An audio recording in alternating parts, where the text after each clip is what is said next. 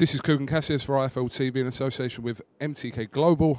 We're at the press conference here for Crawford versus Hearn, Saturday, April the 20th. Delighted to be joined by Mr. Amir. How are you, mate? I'm good, thanks. It's great to have you here, man. Did we meet in... I don't think you was in London. I was travelling to New York.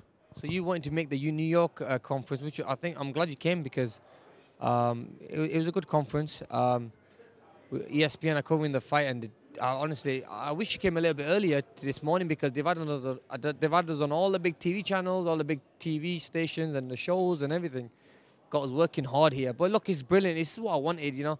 I wanted a big fight, which is going to give me a lot more recognition and also a big fight to win, which will make me a world champion again and give me that motivation. It's fair to say that this fight kind of come out the blue from our perspective. No one saw this fight coming between you and Terence Crawford. Like, no one saw the fight with you and Canelo coming when it did a few years ago. But the initial conversation you had to alert you to, you know, top-ranked Bob Arum were interested in you fighting Terence Crawford. What was your kind of immediate reaction to this and thought process? Yeah, I mean, at the time when the fight was proposed to me, I was looking at the Kell Brook fight as well with Eddie. And then the opportunity was so big that I couldn't turn it down. So, I mean, we'll come to that question. Bob, are you leaving? Yeah. Thank you. Sorry, Bob. I'm sorry about that because... I'm sorry about that, Bob. No, I was just going to say, there's very few people that can willingly interrupt an interview. Bob Arum is definitely one of them. Yeah, Bob was one of them. I can't say, Bob, wait a minute, give me a second. Anyway, imagine that. So, yeah, I was just saying, so there was the Brook fight we were looking at. And then I got this phone call about from Bob Arum saying, look, Amir, would it be interested in the Crawford fight? And I was like, look, I'm looking at the Brook fight. He says, look, Amir, this is a good fight for you as well as it is for him. We're doing it on ESPN pay-per-view. In the last 15, 20 years, they've not done a big fight like this. So there's going to be a lot of promotional work going on. And it's just a massive opportunity. And end of the day, so I said to him, look, I need till end of the day, let me have a little think about this. I watched a few videos of Crawford. So I saw that, you know, against another good boxer, he does have problems. For example, Gamboa. My speed's going to help me. My movement will help me in this fight. He's moving up from light welterweight to welterweight. The punch, the power is not the same. He's coming up a weight, so he's quite new in this weight division. I thought, you know, and he's in the pound-for-pound rankings as 1 or 2. So it's ticking all the boxes. And then I looked at the Kell Brook fight. If that fight was to happen, is he going to sell like he would have sold a year ago? I don't think so. That bad performance he has against his last opponent was really bad that people are not really talking about the fight now or people don't really want to see the fight between me and him.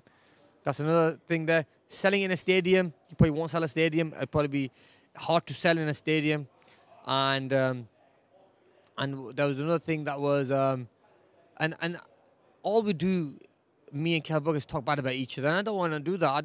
I'm not one of them type of guys. I like to be one of the good guys in the sport. If we're gonna if this was me and Kell Brook in a press conference, we'd be talking bad about each other. We'd be, you know, disrespecting each other. And I don't want to be in a fight like that because that's not where I am. I'm too old for that. I don't want to do that. You know, I'm a man now. I'm a 32-year-old, and I want to be respectful, go in there and do my business, let my fists do the talking. But Kell doesn't want to see it that way. So I feel that when I put them both together, I said, and then while I was thinking about it, then I hear another report that comes on Twitter that Kell said this and Dud said that, this about me and said that about me, calling me a chicken. I said, you know what, I don't want to fight the guy now.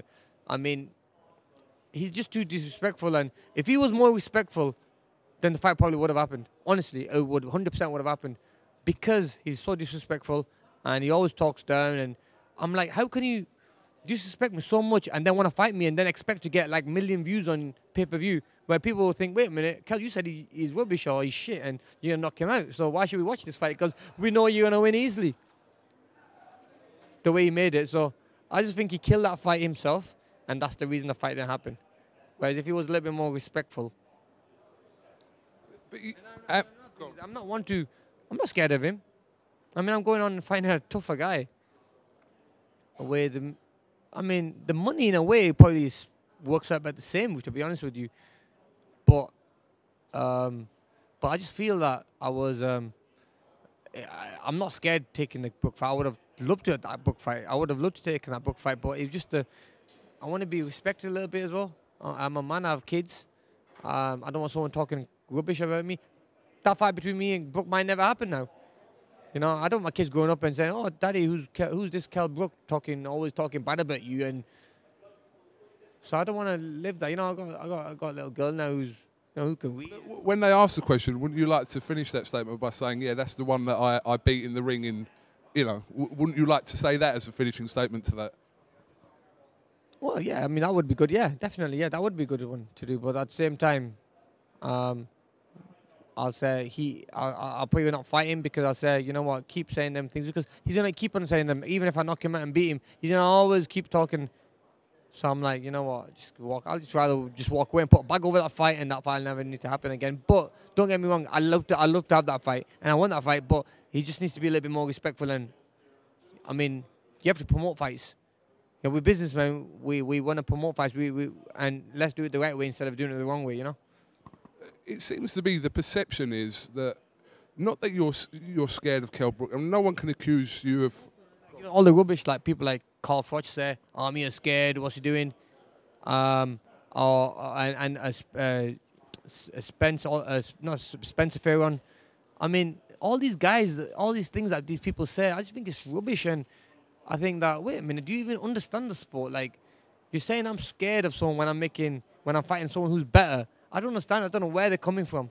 And I just feel that, you know what, to me, it seems a little bit more than that, but I don't want to go too deep into it. It's a bit more than that, you know what I mean? I think there's a lot of jealousy there, but there's something else there which I don't want to talk about. But it is what it is. The perception seems to be, not that you're scared of Kell Brook at all, but the perception seems to be that because it's been going on for so long, this rivalry, it's the fear of losing that fight. Would you say that was true or not? Never. I mean, I would never be beat by Kell Brook. He can never beat me. So there's no fear there. I've never once in my life thought he'll ever beat me. So, no, you're wrong there. Eddie Hearn wasn't here today, and he wasn't at your press conference on Tuesday. He's openly said that, you know, before that, while the negotiations were going on between you and Terence Crawford, that, you know, in his words, he'd be pissed off if you took this fight. So how was kind of that with Mr. Hearn? I mean, look, he's good. He called me earlier today saying that Amir can't make it to the press conference because he's got some weigh-in going on or something. There's a show happening tomorrow. Yeah, so I'm at the weigh-in. So, yeah, he sent me a picture as well to prove it. And then Frank came running in, and also he had another guy. What's his name? Anthony Lee, Mr. Lee, who's still here. Mr. Lever's still here. Yep, Mr. Lever's right there. Okay, well, listen, like I said, no one can kind of accuse you of ducking anyone because you're going in against, pound for pound, one of the best. I do feel a little bit down and a little bit bad for like not giving the UK fans what they wanted. It's a little bit more personal than that because it's more like it's just Kell. I just feel like he's been very disrespectful, and that's why I just want him to. I just want him, you know, to like. I don't want him to suffer. Like, I just want him to like know what he's done wrong, and that's why the fight didn't happen. Because end of the day, it's wrong how he takes things and how he says things and how he disrespects me. If we want to promote a fight, like you didn't see Pacquiao and Mayweather when they were fighting each other, they never dissed themselves. They were always respectful, but saying, "Oh, he's a great fighter, but I'm gonna beat him."